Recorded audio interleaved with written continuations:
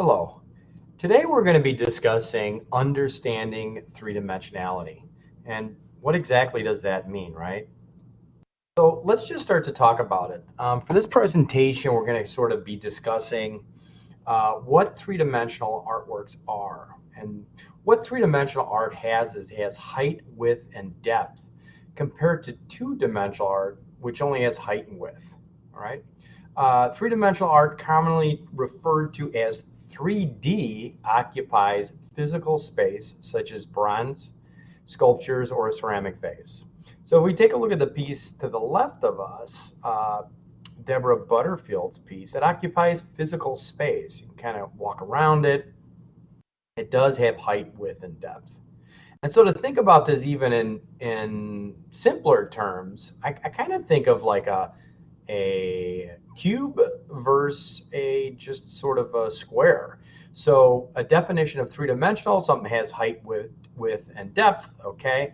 And we want to think about those shapes as sort of being cubes, spheres, pyramids, and cylinders, all right? But when we start to talk about two-dimensional, it's something having height and width, okay? So we want to think about squares, circles, triangles, rectangles, and pentagons. Okay. So if we're thinking about two-dimensional art, it's really common to find that it's sort of paintings and drawings and prints. So if we take a look at these three, the Night Watch, which by the way is a beautiful painting. It's massive. It's really quite a painting. If you ever get a chance to check it out, I highly recommend it. It's flat and 2D, right? And then Leonardo's pen and ink drawing, that's also flat. And then we take a look at the wood block on the right, and that's also flat. So 2D, we incorporate a little bit of that, but we really want to get after 3D because 3D is kind of is what the area that we're going to be working with. So three-dimensional art are most common are sculptures, installation art, and functional objects. Now that doesn't mean that it's exclusively that, but I think artists usually like to play with these in these three categories. So if we take a look at the sculpture, the Egyptian mask, we notice that it has height, width, and depth, right? So we can walk around this piece, and it's going to be very interesting to look at. If we take a look at the piece in the middle, it's installation art. All right, what do we mean by installation art? It's something that usually it's like a room of a gallery. It's incorporating a lot of different things, but you can go into that location and experience it. Usually it's numerous different objects.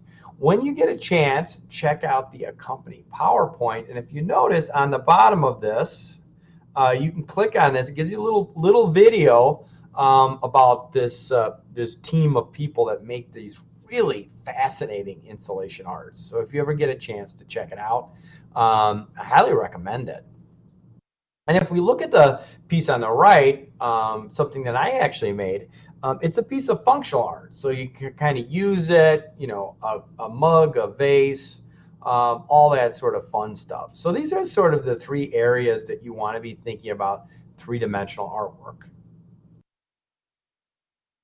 When we start to break it down, like we just said, we just showed you that Egyptian headpiece. That was a sculpture, right? So three-dimensional art is made of usually four basic processes, okay? Carving, modeling, casting, and constructing. So if we look at Rodin's piece, The Thinker off to the left, that was casted in bronze, right? I guess originally that when Rodin wanted to make this sculpture, he called it The Poet, but so many people disliked it, they called it The Thinker, and eventually it just got the title of The Thinker, which I thought was pretty interesting. And if we look at the piece on the right, Brancusi's, that's sort of carved, right? Carved, worked over, labored, took a piece of marble, and then created that. So here we get to see a couple of different of the construction methods. The other thing we talked about is the installation art. So what's installation art? Again, mixed media constructions or assemblage using designed for a specific place and for a temporary period of time usually. Again, check out this video when you go to the PowerPoint. Really cool. You'll get to see this in motion. Really love this piece. It's titled Home Within Home, Within Home, Within Home.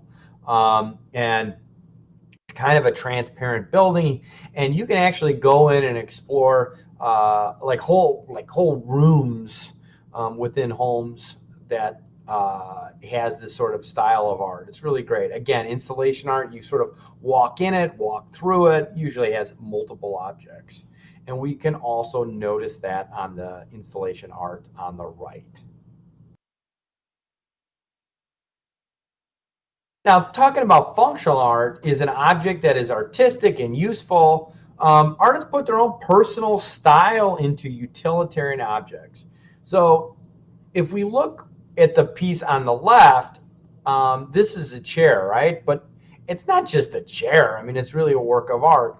And so the artist really put its own style, you know, the own artistic liberties, the uniqueness of this piece to really bring it to life as a piece of art. I also find fascinating just how they dealt with the back wall too, right? That's like cut up little pieces of wood, and even the choice of floor here works really well with this piece.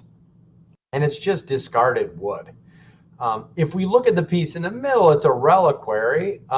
Reliquaries were really, really popular, like 1100, 1000 AD to 1200 AD, usually in the medieval period. They're great for putting bones of like saints in there. So you have these really precious objects inside these. But again, you know, it served a purpose, this box, something very important and meaningful. And if we look at the piece on the right, Louis Comfort Tiffany, what a great lamp, right?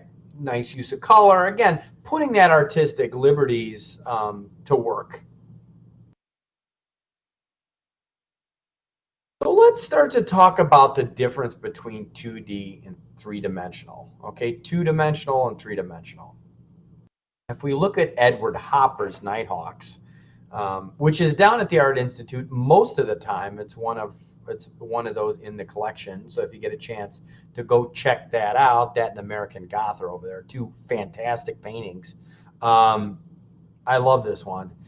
You will kind of get a sense for what I'm kind of getting after with 2D and three-dimensional. The difference between two-dimensional and three-dimensional can really be stark. While two-dimensional art sometimes looks to recreate three-dimensionals, such as landscapes, cityscapes, and portraits, three-dimensional is the cityscape, is the landscape, and it's the person. If we take a look at Edward Hopper's Nighthawk, if it was three-dimensional, we could look around this restaurant. We would know what the employee was grabbing. So this guy over here, what's he going for? What this man's face looks like, and what are the shoes that this woman's wearing, as well as simply looking down the street and exploring what other things are there and understanding its setting, right? So maybe what the building next door is. So that's a good example of the differences between 2D and 3D.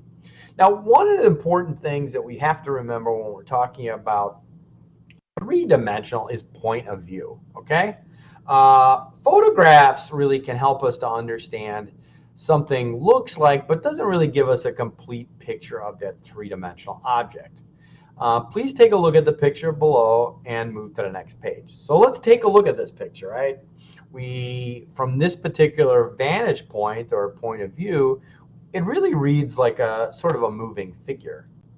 But depending on how we're looking at this, so again, if we're looking at it, depending on this point of view, we get a completely different interpretation of the artwork. In this image A, the object appears moving, but in image B, it appears to be standing and not moving, right?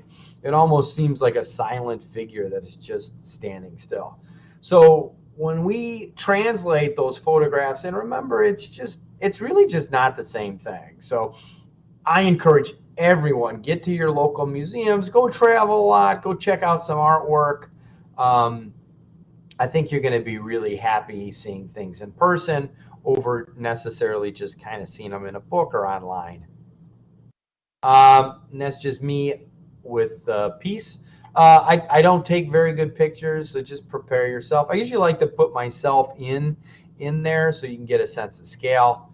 Uh, so don't be surprised. But again, I'm not very photogenic. Just a story of my life, I guess. Okay, so here's a piece actually in my own personal collection. So depending on your point of view, this Harris Dellor teapot looks completely different, right? Again, photographs can limit our understanding about a piece. So this is like sort of the side profile of it. And if we look on the side of it, well, if we're looking at one direction, we're looking at another direction, we're getting two completely different interpretations of the piece. And these pieces, they're really cool. They're actually done on the potter's wheel. Don't ask me how. Actually, I know how he does it. It's just really kind of a neat, loose interpretation of what a teapot should be, right? Again, the artist put his artistic liberties on this particular piece. So let's talk about that point of view. So I like to think about point of view in its most bare bones way, 4 different ways. So the first is at eye level. So the viewer is looking directly out at the object, as we sort of see in this image right here, okay? And then we have above eye level. The viewer is looking up at an object. So here we can see the bottom of the piece. We get different angles of this, right? We get a different interpretation of this. When we look at a below eye level, the viewer is looking down at an object. And so again, look at this image, and this image, how completely different they are from one another. And if we look at it from a bird's eye view, so the viewer is directly below the object, you get another interpretation of this three-dimensional object. And I like to think about a bird's eye view. Just think about a bird like it's flying over and how it may really take a look at objects. Okay, it's different than what we do normally. So the point of view is an important concept that an artist should consider when making art. How do you want your artwork to be viewed and from what angle? That's really important. So as you guys begin to become artists and really start to honing in on your particular skills, those are things you're going to want to really pay close attention to. And so here we can take a look at what a bottle looks above eye level, at eye level, below eye level, and bird's eye. Okay? And there's this ball-headed guy over here, right? I got an opportunity to go to the Guggenheim Museum in New York, and I thought it was really just a great place to really start talking about three-dimensional. So depending on what your point of view was, you got a completely different interpretation of the museum, okay? So if we look at this, do you notice how these are just bands? Okay, in terms of how people walk. If I look up, these bands kind of turn into these weird, sort of these weird little shapes, right? We also notice a little bit of this. When we look directly up, we notice that these bands now become little circles, right? Circles that follow one another. And we almost have like this webbing on top of the ceiling, like almost as a spider would be inside there. And if we look down below, those rings change again, right? It's almost like looking down at a well. And then we notice this line as well that starts to happen, and this little sort of shape as well, and a little circle here. But we don't notice that. So again, point of view is hugely important. Another thing we have to think about, and I think Walter D. Maria's lightning fields is a great example of that. So let's talk a little bit about that. So Walter D. Maria's art installation, the lightning field, is intended to be viewed in a lightning storm. This photo makes it possible to see the artwork the way Walter wanted it to be experienced. This way, the viewer doesn't need to wait for a lightning storm.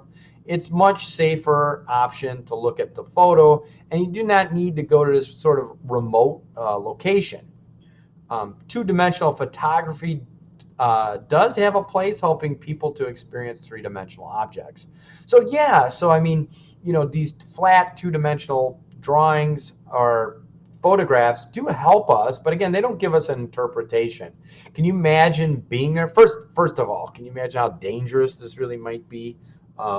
taking a look at this lightning field here, and not a great choice. And then you'd have to wait for a specific time for a lightning strike to occur. So it's loud, it's dangerous, and then you'd have to drive to this location in New Mexico.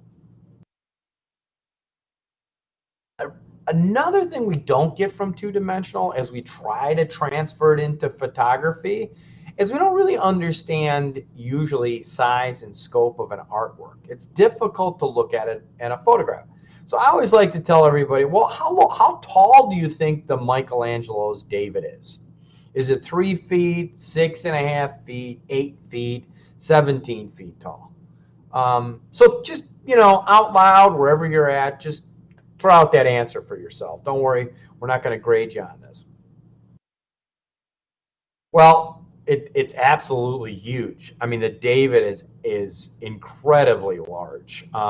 Here it gives you an idea of the scale, right? And here's me checking it out. When I saw this in Florence, it just blew my mind. I couldn't not look at this piece. It was incredible. You got to see the veins and the hands, just the massiveness, and just think that Michelangelo was sitting there with a hammer and a chisel making this piece like 500 years ago. I mean, I think it's certainly one of the most incredible works of art that I've laid on my own eyes. So let's talk a little bit about degrees of three-dimensionality. Well, what does that mean? We've started to cover what it is. It's something that has height, width, and depth, but how do we begin to break that down? So the concept terms we'll be discussing in class is really universal and timeless. So we'll be using these terms for artwork that was created 2,000 years ago or was made this morning. These concepts can be applied for artwork that is made all over the world. So really get to know these terms, and we'll be using them often. Yes, this is one of the neat things I think about three-dimensional design is that you are, no matter what class you're in, no matter what art class you're in, or how you experience the world, you're going to see it very differently. When you begin to critique students' work, you're going to be using these terms. And when deciding how you're going to make artwork, you're going to be using these terms to really figure this out, okay? So we're just going to slowly build up concepts and vocabulary that you can use. Again, this is for artwork that was made yesterday or today. It just doesn't matter whether it's representational, where it looks like something, or non-representational, you're going to be able to use it. Okay, so this is just the start of three-dimensionality, okay? So again, there are degrees to three-dimensionality. There are low relief, high relief, one-sided work, art in the round, art in the full, art in the round, interchangeable, and walkthrough work. So objects become three-dimensional once they have depth.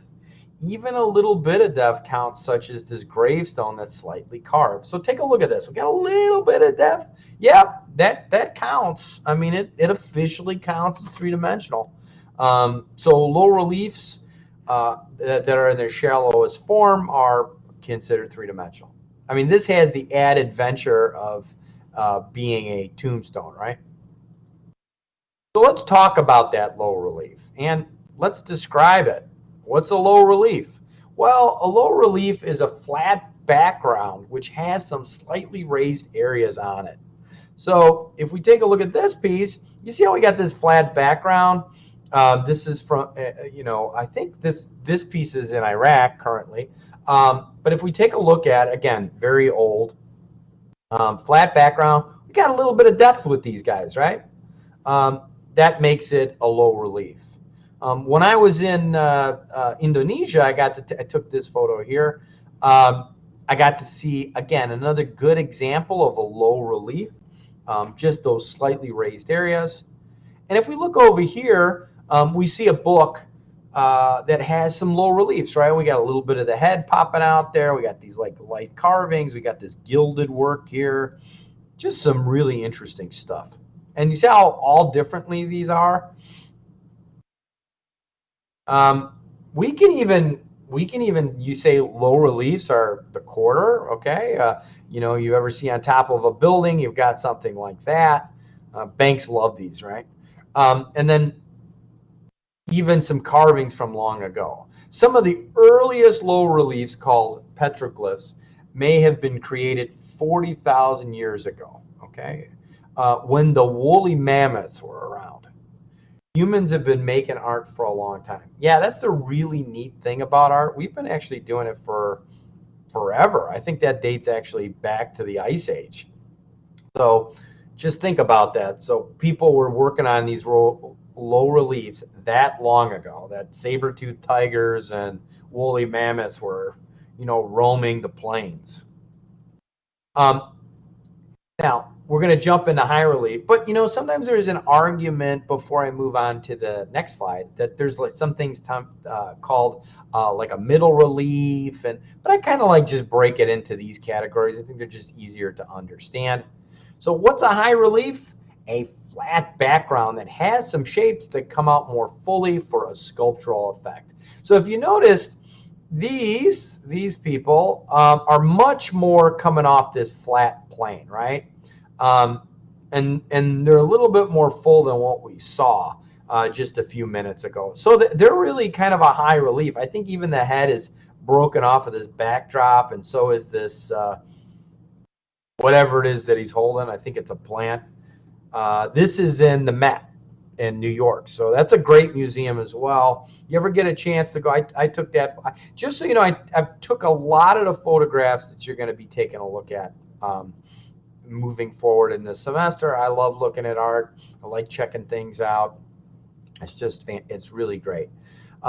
So yeah, here's a good example of a high relief. And here's some more examples of high relief, right? So we've got these figures that are slightly coming off. These guys are coming off. We can tell that by the hands, right? And even this, we've got much more depth, especially when you really break that flat plane. That's a good way of saying, hey, I think this is a high relief. All right, let's talk about one-sided work. What's one-sided work? Well, it's pretty simple. It's artwork that's intended to be viewed only from one side.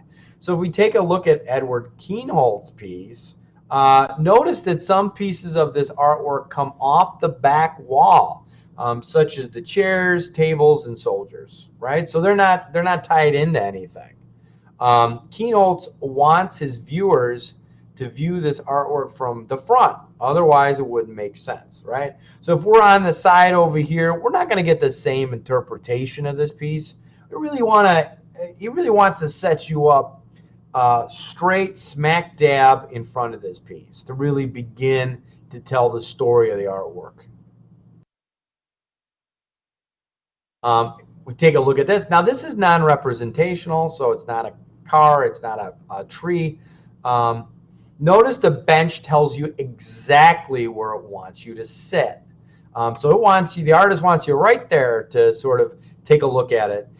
This is up at the Milwaukee Art Museum. If you ever get a chance, I highly recommend go up to Milwaukee, spend the day. It's a fantastic town. You got the historic Fifth Ward down there. They've got some, this museum's right off of the lake. They got some nice restaurants, nice artisan shops. Totally check it out. I think it's just a great museum, and I think they've got some great stuff going on over there. Here's another piece that's sort of, built for the one-sided work, and even these heads in some ways are really only to be viewed from the front, right? Jewelry is actually a great example of one-sided artwork. You don't want to be thinking about this sort of necklace any other way, right? It's not going to exist only sort of on, you're going to just see it from the front. And we'll sort of talk about this as well later. There's a lot of concepts I have to give you, but we're just going to start with this. This is also what's considered personal interaction of artwork, but again, we'll talk. That's means you wear it or you walk through it. Kind of an interesting thing, but we'll get in that a little later. When we start to talk about art in the round, art in the full, what does that mean? Well, just basically artwork that can be viewed from all sides. So Art in the round, sometimes referred to as art in the full. You're going to hear me use this term interchangeably. It just depends on the day. Allows the viewer to walk around the whole piece.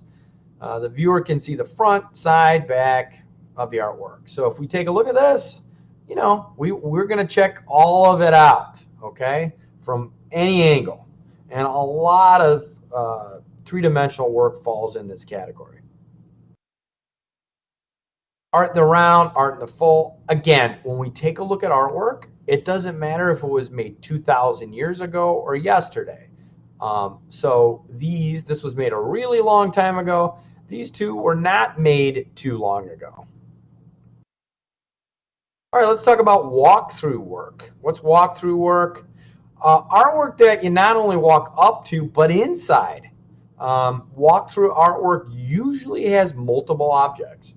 You can even find installation art in this. So let's take a look at these. If you go down the Grand Park in Chicago, these guys are still there. They're really close to the Shed Aquarium. So if you can go check it out, it's really neat. It's like a forest of these figures. They were installed in 2006. And again, they're still here today. I found this one just kind of fun. I haven't seen this piece. It's called the Tunnel House. These two guys, Dan and Dean, I think they bought a house and kind of reconstructed it in a kind of a really unique way. It's called the Tunnel House, and you can check it out. You can explore it. This guy's kind of walking in there to check it out. She's, you know, going to act it like a slide coming out the backside.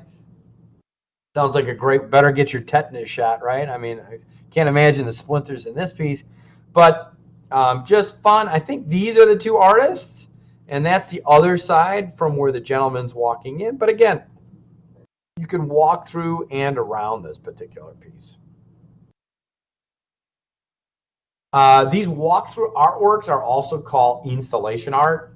So I'm going to use these kind of interchangeably, in which the artist controls all the elements of the artwork, such as the floor or walls. Walkthrough artwork usually needs to be big enough to accommodate people walking around and experiencing the artwork. So take a look at this. This is kind of fun. You know, really gets you to want to walk and check it out. This is a great place if you want to get lost for a while. I wouldn't even dare get in there. I get lost in my own backyard or in a parking lot. So I would just appreciate that from a distance. An interesting event that happens once a year. Tens of thousands of people gather in this Nevada's Black Rock Desert to create Black Rock City. It's considered a temporary metropolis. This event is known as Burning Man. This event has many walkthrough artworks. So you guys can check it out. You know, you get to see all these different things. These people go and they start by, I think the event is they have a figure that they actually burn, and you know, you have all these people hanging out in the middle of the desert. I think one day I'd like to check it out. I think it is expensive, but you can buy online tickets. I think it's like $100. But it's certainly pretty neat to check out. And that is it. So I hope you've enjoyed my PowerPoint where we're talking about degrees of three-dimensionality and essentially what is three-dimensionality. Thanks again and have a great day.